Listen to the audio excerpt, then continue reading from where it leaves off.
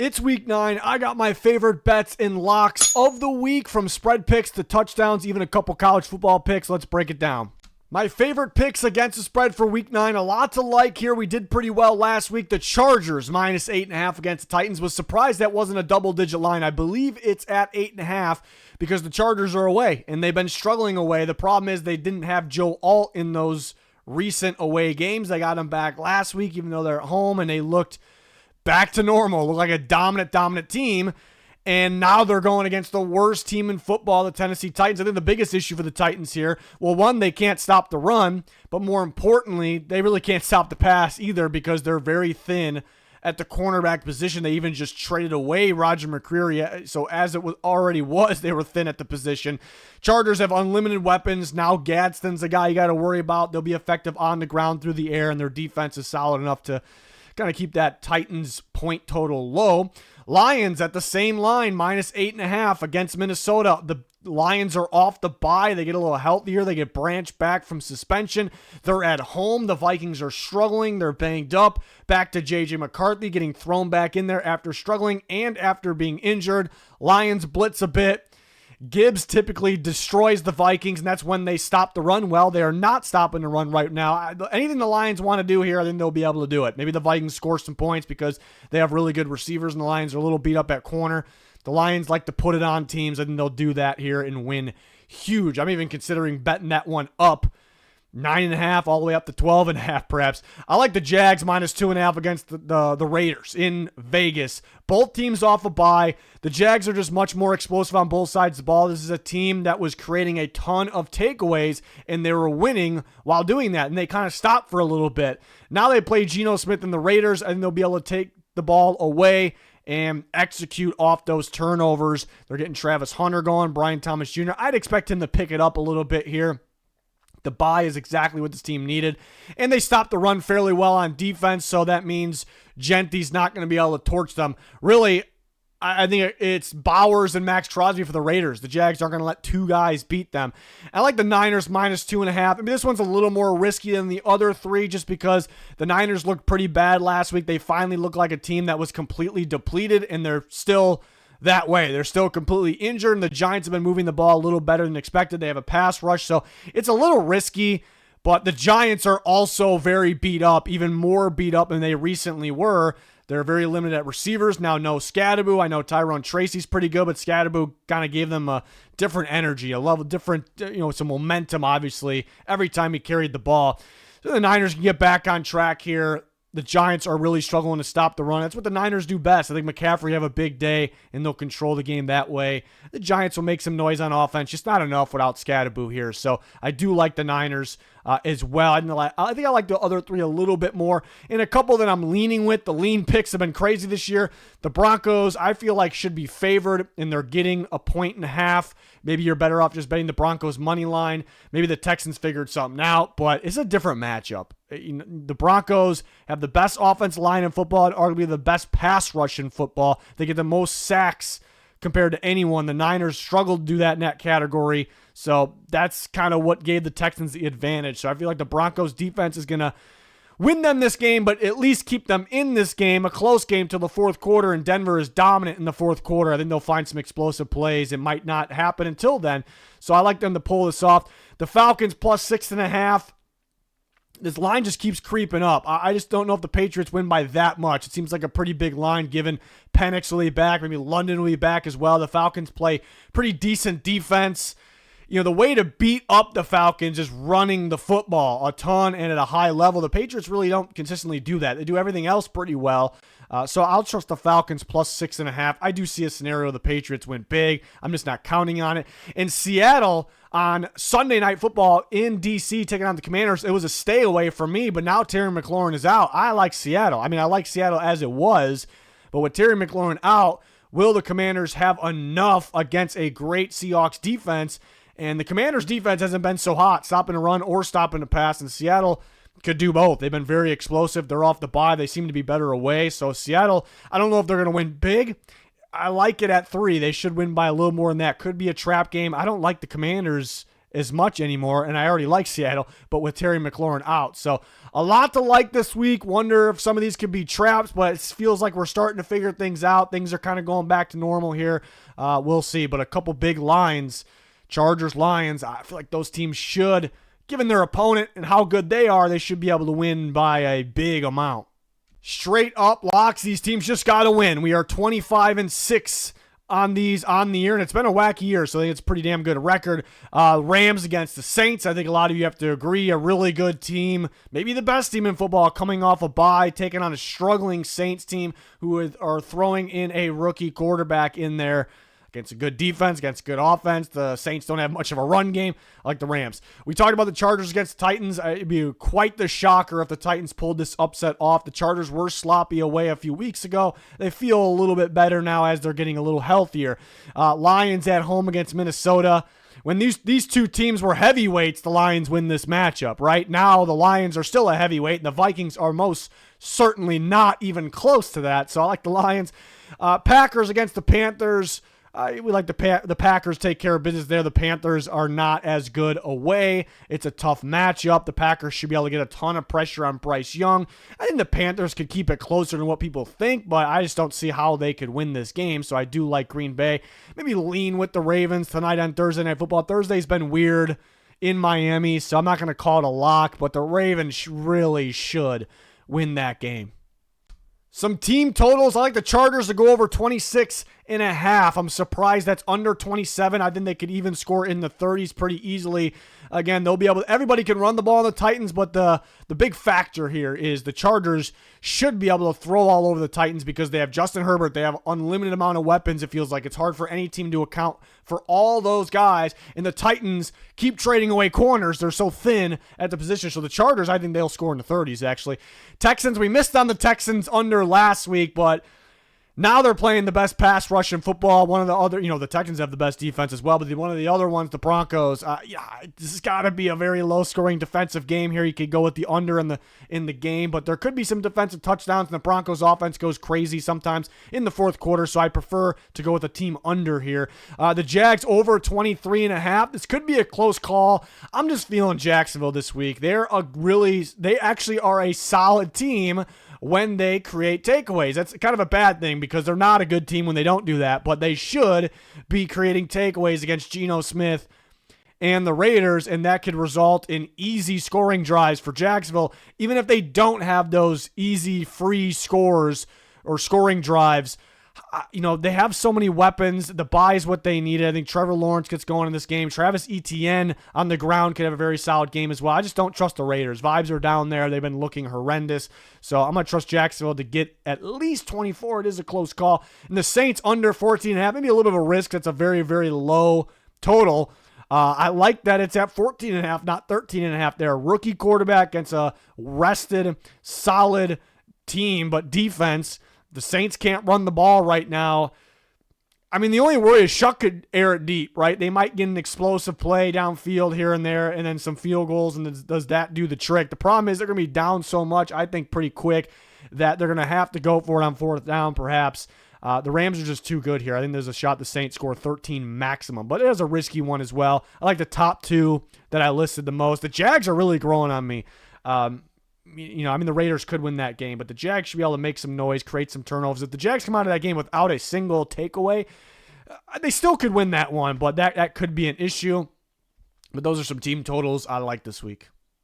2 parlay options for you guys. More bets coming to our X or Patreon leading up to game time, every game day.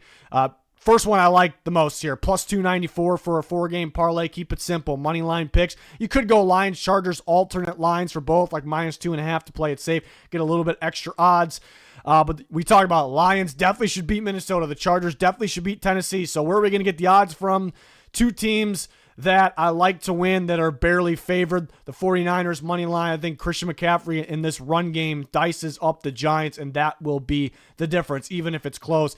And I keep breaking down how I like Jacksonville. They'll create takeaways, and they'll make explosive plays on offense. The Raiders have to kind of rely on 2 guys, one on each side of the ball. I just don't think it'll be enough against a Jags team who I think is much better than the Raiders. So take some risk with the Niners and Jags. Maybe if you like the underdog Broncos more, then you could go, throw them in and go 3-leg parlay or 4. So that's an option as well. And then using some alternate lines here is a 3-leg parlay, 3-game parlay here. And I'm kind of waiting on injuries for Bears-Bengals. If the Bears are fairly healthy, I think they'll be healthier actually in the Bengals in key spots, I should say. You could go Bears plus 3.5 as a potential alternate line in this parlay. But the Steelers, it could be a trap game. The Colts could win big, maybe like they should in Pittsburgh. It could be a trap game, but the Colts, I have them winning. If they do lose, I don't see how it's more than a field goal. Then you put the Broncos plus 3.5. That's pretty decent odds for an alternate line, and the Rams should win big against the Saints, so you just drop it down a little bit, minus 9.5. So that feels like a pretty safe one there. Again, you could throw, depending on injuries, the Bengals or the Bears on an alternate line there, so I was considering that. There's some trap games I'm trying to stay with. Falcons, Patriots seems a little fishy. You're not going to throw that in there either, but there's a couple parlay options for you guys, or if you want to mix in some other picks that you like, take out some you don't like if you don't have the 49ers beating the Giants, then you're obviously not going to use that one. So kind of mix and match what you're feeling this week. The best anytime touchdown picks in week 9, a lot to like. Christian McCaffrey, my favorite touchdown scorer this week, going against the Giants. Brutal run defense. That's all it's about for the Niners. Run the football, control the clock, open up the pass. The whole team plays better when they're effective on the ground. That will be the key. It will be effective. He could score multiple times. I like Jahmyr Gibbs. He always seems to score against everybody, but the Vikings are struggling more than normal right now, so I do like Gibbs. Derrick Henry on Thursday Night Football. A little tricky because the Dolphins may have figured out their run defense last week. I'm just not fully buying that yet, so Henry should have a solid day. The Dolphins have to worry about Lamar at the same time. It can open things up for Henry. Always scores in primetime football. Jamar Chase, we'll see if it's Joe Flacco out there. Either way, if it's Browning, it's easier for Browning just to throw at the Chase pretty much every passing down. He'll get his opportunities is my point. The Bears' secondary is a little banged up there, but keep an eye on some injuries. Same with DeAndre Swift. Is he going to start to practice and then play? But it's a really good matchup. He's been actually the main source of offense for the Bears offense, and he's going against the Bengals, who give up a ton of touchdowns to running backs, and that's not just on the ground but through the air. So if Swift is fully healthy, ready to go, I love Swift a bit. And Travis Etienne growing on me a little bit off the bye. He was a big reason they were winning earlier. They have to realize that. They're going to get him the ball. And the Raiders aren't the worst stopping the run, but near the goal line they are. They're allowing a lot of touchdowns to running backs, so Etienne he has ability to rip off an explosive run as well, but he should be able to find the end zone. That's one that's really growing on me the more I'm talking, or the last day or so. Plus options, Tyler Warren, probably my favorite plus options, especially for the odds at 135. The Steelers are really, really struggling against tight ends, and the main focus is going to have to be Jonathan Taylor going into that game. It should help Tyler Warren's case even more than it already is pretty strong, right? Josh Allen keeps scoring on the Chiefs when he plays them. I think 3 out of the last 4 games, he scored, and some of those are 2 touchdown games on the ground. So, and the Chiefs give up the second most rushing touchdowns to quarterbacks right now. So that's pretty solid there. I could see Charbonnet and or Kenneth Walker scoring. Charbonnet's got a lot more carries near the goal line and in the red zone, so I'll trust him in that one. Travis Hunter, the Jags really got him going last week, and it's kind of a tough game plan for the Raiders. Is this guy involved? Is he playing, where is he lining up? They play him in a slot a bit. So it could be a tough game plan, tough matchup. The only risk here is, are the Jags actually full go with him getting more snaps, being a receiver? I'm guessing that's why it's plus 220, but that's all. It's the matter of that. If they use him like a full-time receiver like they should, like they started to last game, then boom, I think he'll score. And Xavier Worthy, I want to put Rashee Rice up here because he's the guy. He's getting all kinds of targets. He's so good. He's going to be a problem for the Bills. But that might be part of the game plan because every time the Chiefs are in the red zone, it's where's Rice, where's Rice, where's Rice?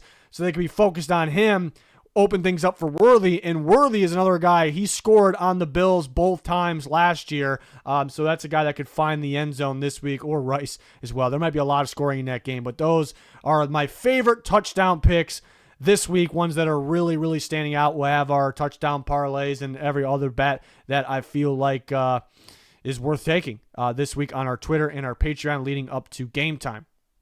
I actually have 2 college football picks I'm going with this week. Texas Tech in Florida. There isn't a spread pick out there that it's like, oh my God, the best pick ever, for sure going to hit, but there is a lot to like. We'll have parlays for X and Patreon subscribers. Maybe a better moneyline parlay week than it is spread pick week. But Texas Tech, one I liked all week. In Florida is one I like right now, so why not throw both in there? But Texas Tech -6.5 against Kansas State. There is some risk here, and it's probably why the line's a little lower than expected. Texas Tech maybe not playing as well recently. I guess it's debatable. They just romped Oklahoma State, but maybe not playing as well recently than earlier in the year. And Kansas State's playing a lot better. I mean, they're picking up steam. They're starting to look like that team that people expected this year. So could they play spoiler here? The problem with Kansas State, they've been beating pretty good Big 12 teams. The issue is those teams also have brutal defenses, and that's a good matchup for Kansas State because Kansas State's better on defense than they are offense. Offense is very inconsistent. When they play a bad defense, they're going to score, and the defense can make enough stops. This is a totally different matchup. Texas Tech has the best defense in the Big 12. Very good pass rush. A little bit inconsistent quarterback play from Avery Johnson, Kansas State, so that could throw off Kansas State. And I'll trust Texas Tech's defense, and I'll trust their offense. Their original starting quarterback, Morton, is coming back. I like that. They should be effective enough. It could be close to the line here. It could end up being, I'd say, around a 10-point game here. I could see a scenario where Texas Tech absolutely romps them as well. But I've liked this one since last Sunday, so I'll roll Texas Tech -6.5. Loving the Florida pick, +7.5, home against Georgia. There's some risk here because Florida's been inconsistent. They haven't been that great, and Georgia could score. I mean, they've been much better than Florida. I mean, the issue with that is Georgia's been barely escaping some of these games. I mean, they were lucky against Tennessee. They kind of got gifted the Auburn game. Good comeback against Ole Miss. And I know those teams are probably better than Florida.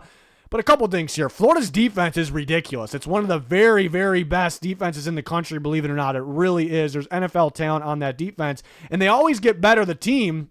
The offense gets better as the season goes on, it seems, and they've been playing better football. Both sides of the ball have been playing pretty good recently. Offense needs to be better, but Georgia's defense, it's not even close to your typical Georgia defense. They're not getting enough pressure, so I think Florida's defense keeps them in the game, and the offense can get going a little bit more at home as the game goes on. They also recently fired their coach. They had to bye to adjust to that, and a lot of the time, actually, firing a coach gets a team going. It ignites them, lights a fire beneath them, and they have an offensive-minded interim coach under Gonzalez that could get the offense going here. I can see the Florida Gators. I'm not going to sit here and say it's going to happen, but I feel that they could upset Georgia. Georgia's due to let one of these slip away. You know, they've been so close so many games. So the fact that I think Florida could possibly win +7.5 looks pretty good. But again, it might be more of like a money line parlay. Take some confident ones that aren't terrible odds. That type of week. We'll have a couple of those right before Saturday kickoff on our Twitter and Patreon. So that might be the way to go this week. But yeah, maybe a little chaos this week in college football right before the rankings come out. Excited for both college and NFL this week. So join us for all of our content already up on the channel. More to come covering the trade deadline as well. Like, subscribe, turn notifications on. Thanks for watching. Goodbye.